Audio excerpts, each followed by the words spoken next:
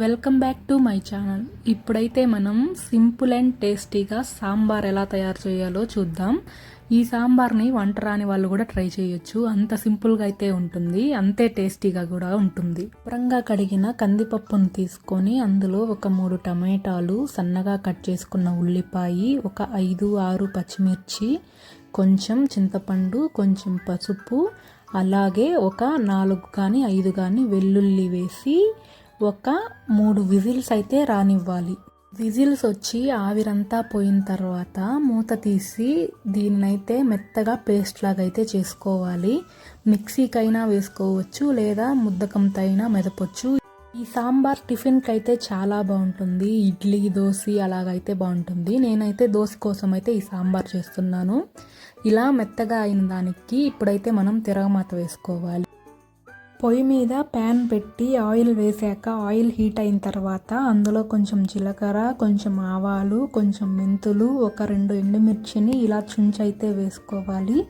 అవి కొంచెం ఫ్రై అయిన తర్వాత సన్నగా కట్ చేసి పెట్టుకున్న ఉల్లిపాయ కూడా వేసి ఇంకొంచెం అయితే ఫ్రై చేయాలి. ఇందులో కొంచెం ఇంగువ అయితే వేయాలి. ఇంగువ వేయడం వల్ల సాంబార్కి మంచి టేస్ట్ అయితే వస్తుంది. తర్వాత ఇందులో కొంచెం కొత్తిమీర, కరివేపాకు అయితే వేసి ఇంకొకసారి బాగా కలపాలి. ఇవన్నీ ఇంకొంచెం ఫ్రై అయిన తర్వాత ముందుగా మనం తయారు చేసి పెట్టుకున్న పప్పునైతే ఇందులో వేయాలి. సాంబార్ కొంచెం పలుచగా ఉండాలి కాబట్టి ఇందులో మనకి కావాల్సినన్ని వాటర్ అయితే యాడ్ చేసుకోవాలి.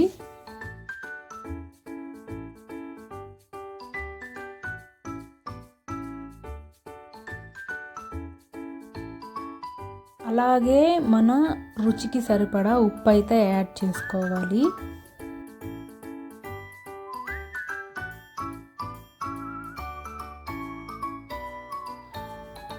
అలాగే ఇందులో ఒక 1.5 టీ స్పూన్ అయితే సాంబార్ పౌడర్ అయితే వేయాలి. కంపల్సరీగా ఈ సాంబార్ పౌడర్ వేస్తేనే మనకి టేస్ట్ అయితే వస్తుంది.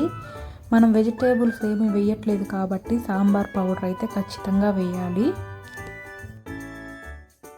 వీటన్నిటిని బాగా మిక్స్ చేసిన తర్వాత ఒక 5 నుంచి 10 నిమిషాలు అయితే మీడియం టు లో ఫ్లేమ్లో బాగా ఉడకనిచ్చామంటే మన వేడి సాంబార్ అయితే రెడీ అయిపోయింది.